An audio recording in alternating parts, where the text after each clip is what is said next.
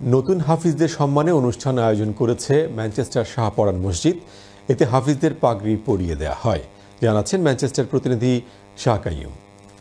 Manchester Shahparan মসজিদে নতুন হাফিজ হওয়া হাফিজদের সম্মাননা দিতে অনুষ্ঠানের আয়োজন করা হয় মসজিদ প্রাঙ্গণে সোমবার। গ্রেটার ম্যানচেস্টারের বিশিষ্ট আলেম এবং প্রত্যেকটি মসজিদের খতিব এবং কমিউনিটি নেতৃবৃন্দের উপস্থিতিতে হাফিজদেরকে পাগড়ি পরিয়ে দিয়ে তাদের সম্মাননা দেওয়া হয়। আল্লাহ তাআলা যেন তাদেরকে কবুল করেন এবং আমাদের শাহপরান মসজিদের এফোর্টকে যেন কবুল করেন। আজকে আমার ছেলে হিফজুল কোরআন কম্পিটিশন করছেন, এজন্য আমি খুবই আনন্দিত।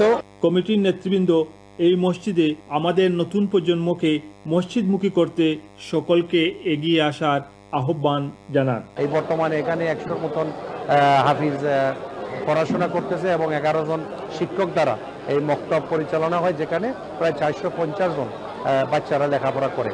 তো আমরা একটা এক্সটেনশনের কাজ হাতে নিয়েছি, যেখানে মহিলাদের জন্য, মেয়েদের জন্য একটা হিফজ ক্লাস চালু করার জন্য। আগত মুসল্লিরা কোরআন তেলাওয়াত ও নাশিদ পান ভরে উপভোগ করেন।